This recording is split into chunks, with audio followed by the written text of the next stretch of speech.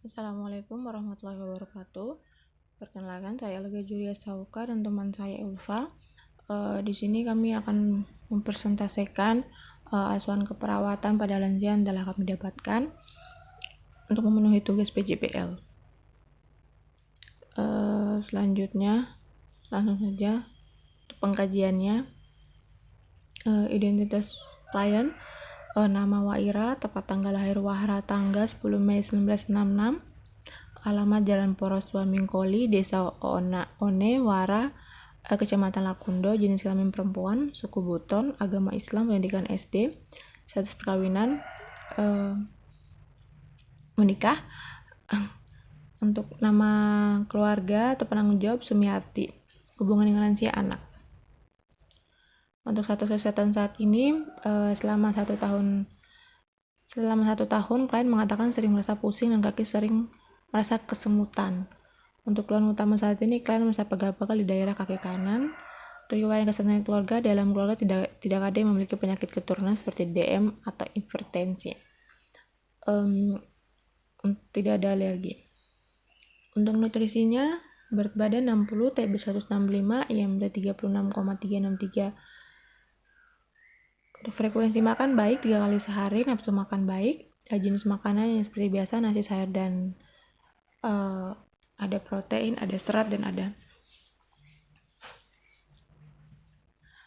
karbohidrat. Untuk keluhan yang berhubungan dengan makan tidak ada alergi makanan. Untuk eliminasi, untuk BAK 5 kali sehari,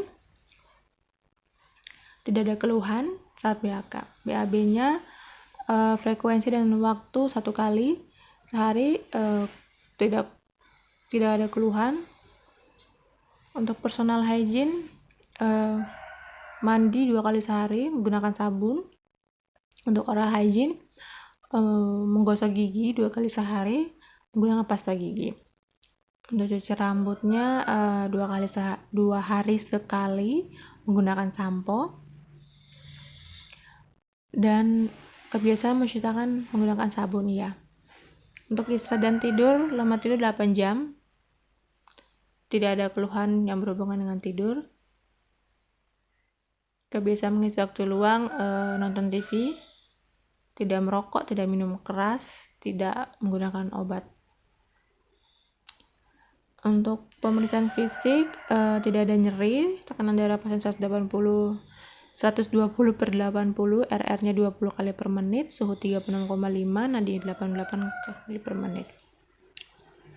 Tidak ada perubahan penglihatan, tidak menggunakan lensa kontak, tidak kabur, tidak ada alergi pada pengecapan atau penghidungan, mendengur, pasien mendengur, keadaan mulut baik dan bersih, tidak ada kesulitan menelan, gunakan gigi palsu, perabanya baik. Untuk sistem pernafasan, inspeksi RR 20 kali per menit, pasien batuk. Untuk sistem kardiovaskulernya tidak terkaji, sistem gastrointestinal tidak terkaji, sistem saraf pusat tidak terkaji. Untuk sistem muskuloskeletal tidak terkaji, sistem endokrin tidak terkaji. Sistem reproduksi pasien, riwayat pasien sejak 7 tahun yang lalu. Ini untuk hasil pengkajian khusus fungsi kognitif, mini mental state examination. Untuk skor pasien pada orientasi, pasien mampu menjawab pertanyaan dengan benar, skor pasien 5. Untuk skor registrasi, skor pasien 2. Untuk atensi dan kalkulasi, skor pasien 2. Untuk kategori mengingat, skor pasien 1, dan bahasa 8. Jadi jumlahnya total skor 23. Pasien termasuk kategori demensia ringan. Di sini ada penjelasannya. Pada orientasi, pasien mampu menjawab dengan benar.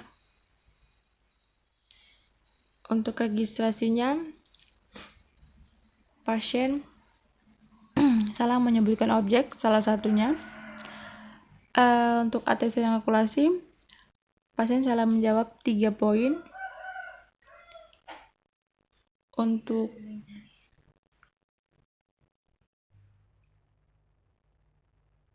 kategori mengingat, pasien salah menyebutkan 2 objek.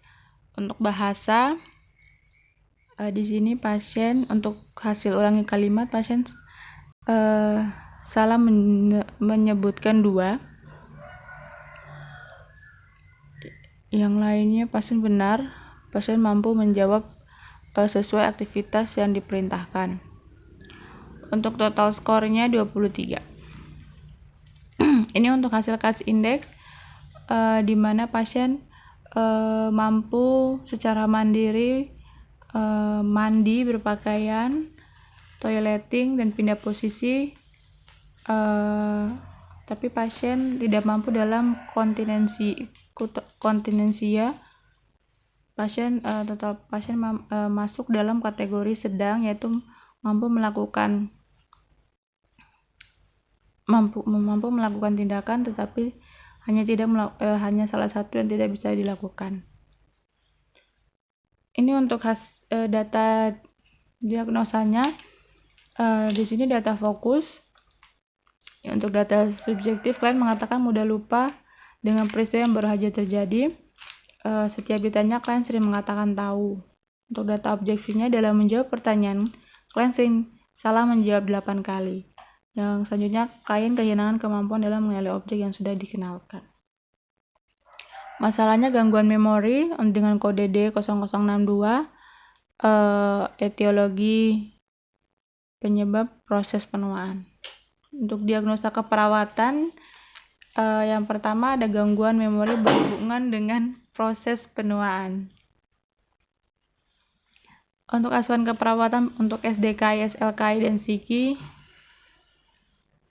dengan diagnosa gangguan memori berhubungan dengan proses penuaan.